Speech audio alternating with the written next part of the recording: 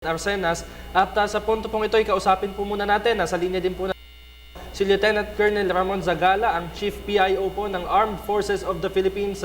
Lieutenant Colonel, magandang hapon po. Si Haji Kaaminyo po ito. Kasama ko si Carla Lizardo. Magandang hapon po at sa mga nakikinig at nanonood ng programa, magandang hapon.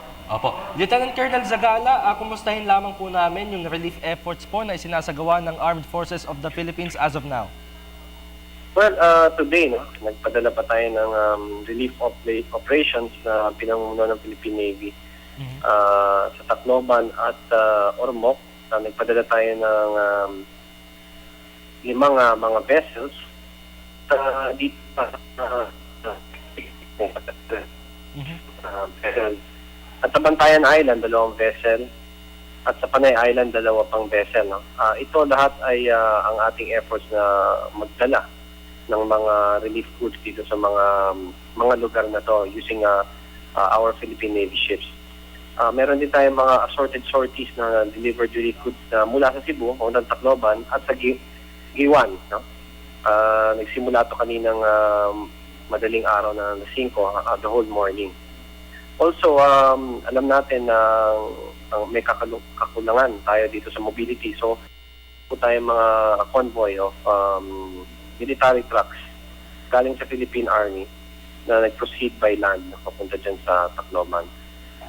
They are joined by 13 other trucks. And ngayong hapon na to, nagkaroon tayo ng isa pang convoy. Ang tawag natin ito ang ating bayanihan na convoy, no? Na may na rin ng mga relief goods. Lahat ng mga trucks na to ay papunta lahat dito sa area ng Tacloban dito. Colonel, alam naman natin na yung isang pinakamalaking obstacle dito sa pagbibigay ng relief goods ay ang pag-clear ng mga daan. Kamusta na po ang ating mga clearing operations? Well, patuloy itong ating engineering unit na nagkakandak ng clearing.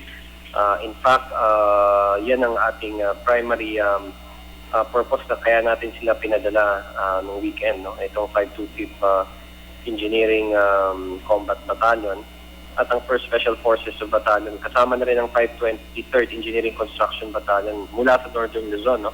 Sila po ay sumusuporta sa DPWH sa pag-clear. No? Madami na tayong area na i-clear na nagiging passable na. Maaari na po tayo slowly, no? Hindi naman lahat, no? Slowly na makakagamit na tayo ng mga trucks para makapag-deliver ng relief goods. Kaya importante na makarating na yung mga truck natin doon as soon as possible. Apo. Lieutenant Colonel, kung matatandaan po natin itong, if I'm not mistaken, 2 days ago, yun pong tinambangan po na, ng mga rebelde. Paano po naman natin masisiguro yung security po, lalong-lalo na po sa paghahatid ng relief goods para po hindi na po magkagulo? Well, una muna sa lahat, no? Ang ating mode ngayon, ang ating kasundaluhan, no, dito sa Central Command, ang ating mode ay ang humanitarian assistance at disaster relief. Ngunit, bagamat yan ang ating primary task sa kasalukuyan ngayon dahil sa gupit ng Typhoon Yolanda, hindi po nawawala ang aming mandate at primary mission, which is security. At patuloy pa rin natin ginagawa ditong role na to, ang ating lead role bilang protector of our sovereignty and our people.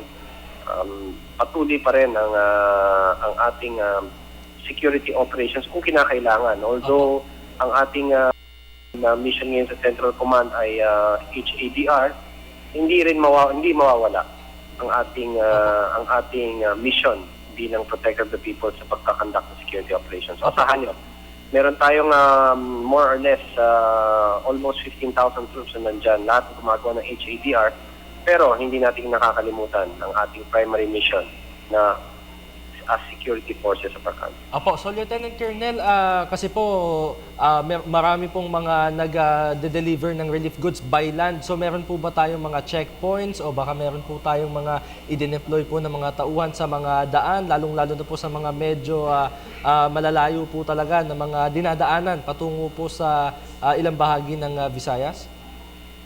Well, meron nga tayong caravan ngayon, no? Yung ating bayanihan caravan. So, isi-secure natin itong main supply route mula Metro Manila hanggang Bicol, mula pagtawid ng from Nog to Allen Leyte. Itong buong MSR na to, sinisecure natin to through road security. No? Aha. We want to ensure na makarating ang ating mga supply, ang ating mga relief goods, itong ating mga truck ng mahusay dito sa Catbalogan muna initially, and then towards Tacloban. Apo. Lieutenant Colonel, alam naman natin na napakalaki ng suporta ng ating ng international community. Meron na ba silang presence dyan at nakakatulong niyo na rin po ba sila sa pagdidistribute ng relief goods pati na rin sa mga clearing operations?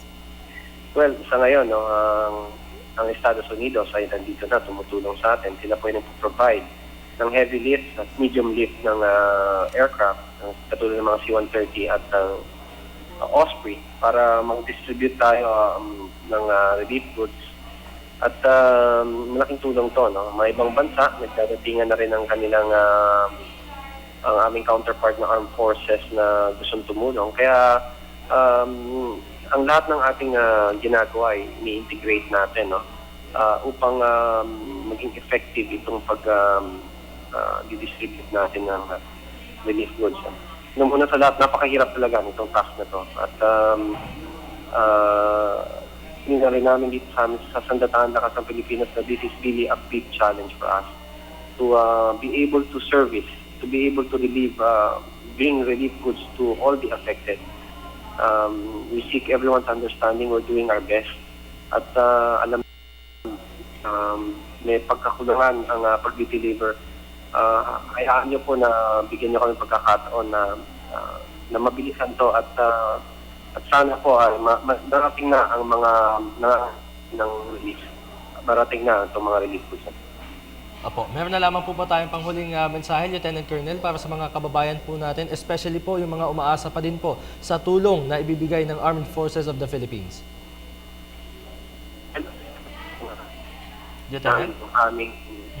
Asahan niyo po na gagawin namin ang lahat na may magagawa upang ma-deliver itong relief goods as soon as possible time. Hindi po titigil, no?